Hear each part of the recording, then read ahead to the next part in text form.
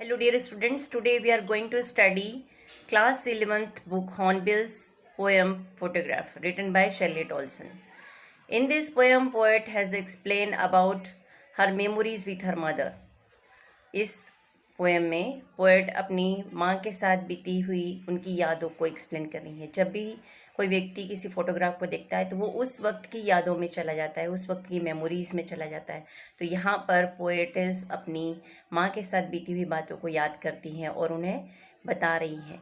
This is just an interesting and emotional poem. We will discuss some difficult words as well as at the last I will explain you poetic devices used in this poem. So let's go with the poem. So let's start with the poem Photograph written by Shirley Tolson. Here, let's read the poem. The cardboard shows me how it was when the two girls' cousin went paddling. Here cardboard means photograph. So in this photograph, what shows? क्या दिख रहा है photograph में? Two girl cousins went paddling. Paddling means if someone is walking with the barefooted in shallow water. नंगे पैर पानी में जैसे छपाक करते हैं बच्चे, इस तरह से चलना गहरे पानी में. That is called paddling. So here the word cardboard is showing photograph. इस फोटोग्राफ में क्या दिख रहा है? This photograph shows me how it was when the two girls cousin went paddling. ये जब पानी में दो अपनी कज़न फ्रेंड बहनों के साथ जो पोएट है वो बीच पर समुद्र के किनारे चल रही हैं. जब पानी की लहरें, समुद्र की लहरें उनके पैरों को छूती हैं और वो उसमें चल रही हैं. Each one holding one of my mother's hand and she the big girl some 12 years और सो. इस फोटोग्राफ में जो बड़ी वाली दिख रही है 12 years ओल्ड जो गर्ल दिख रही है, she is the mother of poet. So two other girls were holding the hand of her mother.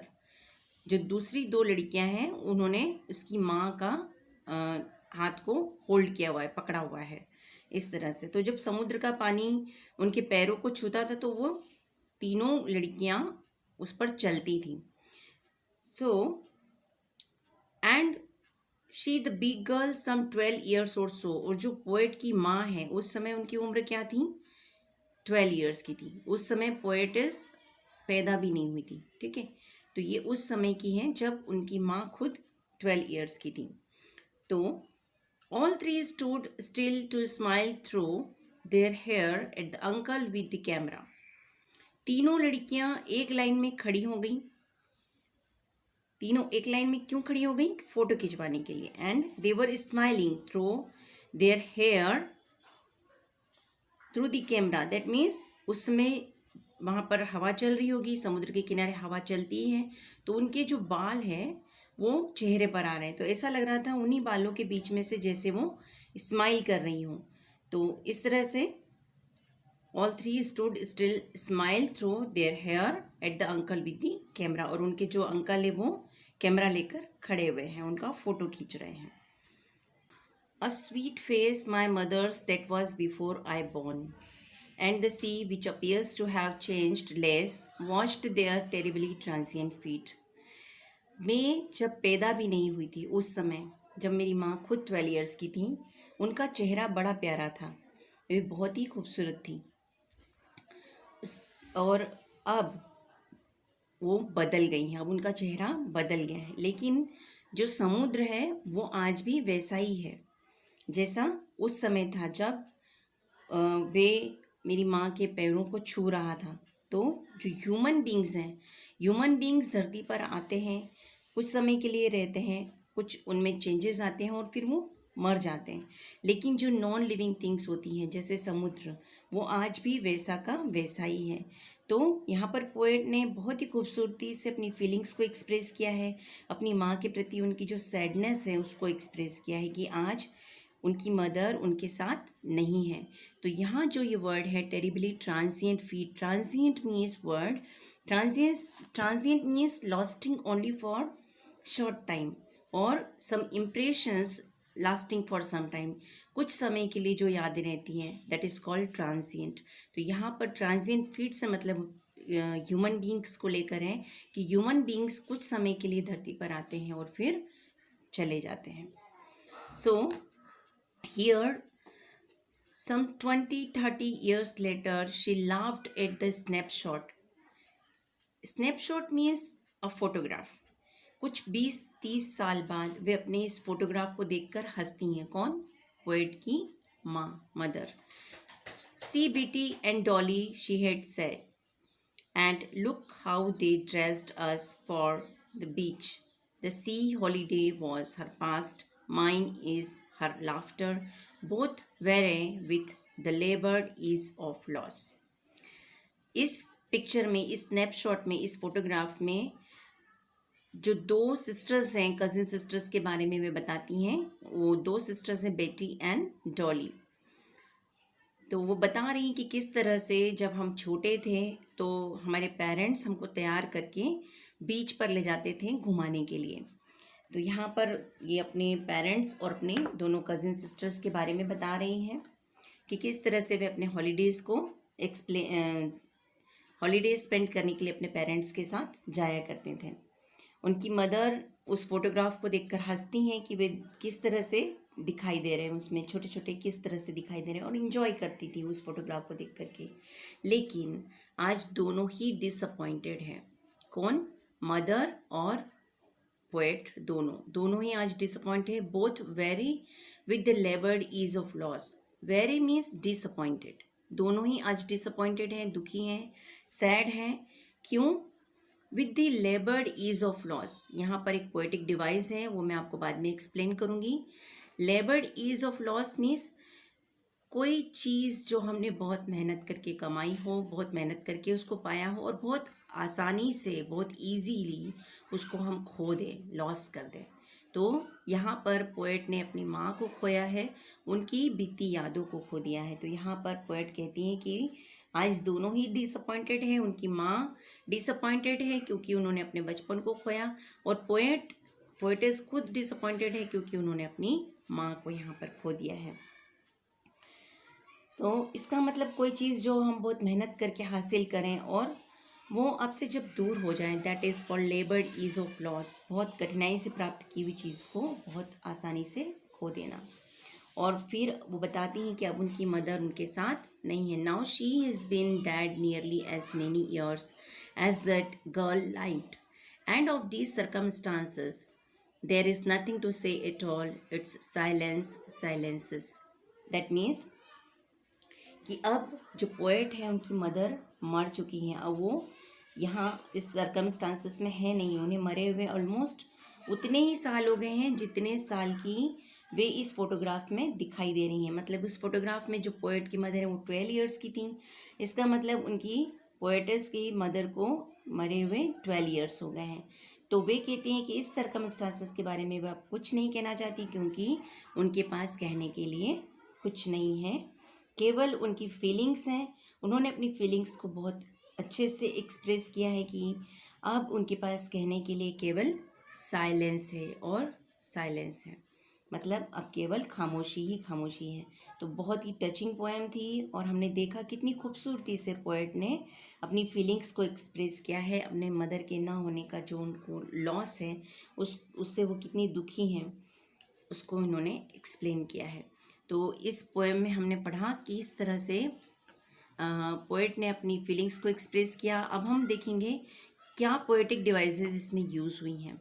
तो कुछ पोएटिक डिवाइसेस यूज़ हुई हैं इसमें: alliteration, oxymoron, epithet and enjambment. So let's see first, and I think you had already learned the poetic devices. Poetic devices or literary devices are the figure of speeches. I think you had already learned in your last class, in class 10th, और previous classes में भी ये literary devices दी होती हैं। अगर आपने नहीं पढ़ा हो तो मैं इस लेक्चर में ही डिस्क्रिप्शन में फिगर ऑफ स्पीच का एक लेक्चर वीडियो डाल रही हूँ, आप वहाँ जा करके फिगर ऑफ स्पीच को एक बार देख लीजिए। इसमें सबसे फर्स्ट है the cardboard. This cardboard word is showing the photograph, that means it is the allusion Allusion is also a figure of speech or a poetic device. Allusion. What is allusion? Allusion has been used for giving the reference or incidental mention of referring. Here, the cardboard verse is referring the photograph of or the memory of that time. So this is the allusion word. Okay. So next, what we are seeing here in these all 3-4 lines, we have in third line we have alliteration. Alliteration is the figure of speech when two consonant words are coming contradictory. Repetition of consonant word. Okay, repetition of consonant sound at the beginning of two or more words that are consecutive words. How it is used? Here in third line we could see my mother. Two consonant word come together. Likewise this we find it stood still. Stood still. Both the words begin with the same consonant sound as. Okay, stood still. Again, my mother we have, and then terribly transient.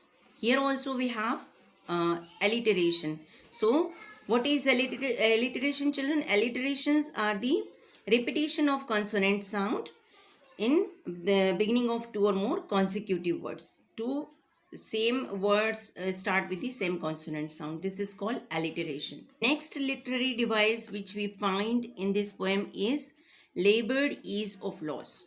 That in this line we find the oxymoron. What is the oxymoron?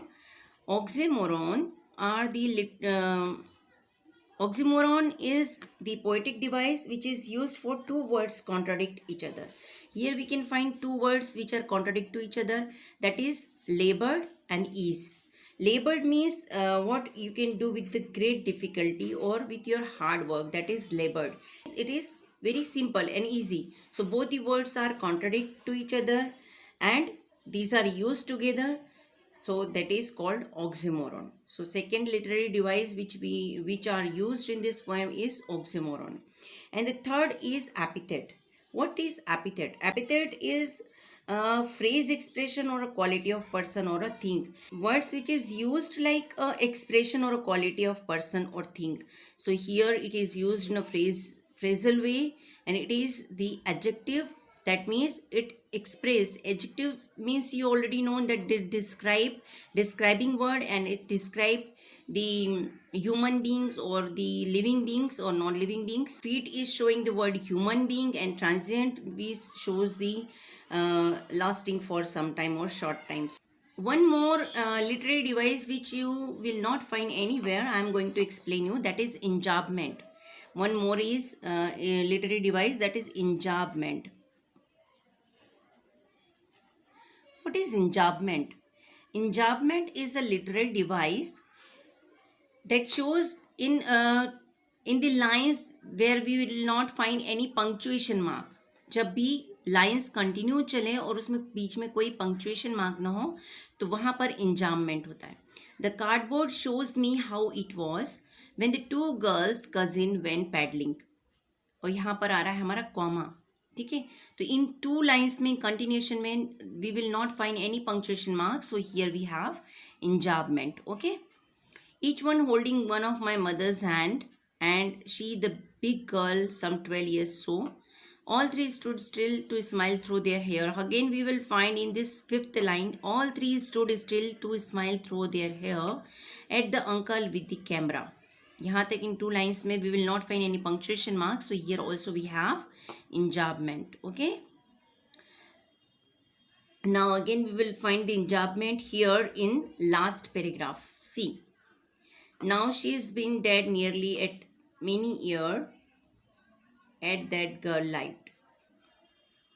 And of these circumstances there is nothing to say at all. Here we will find the enjambment again. Okay, so these are the poetic devices which are used in this poem. And children, you should make a note of all the poetic devices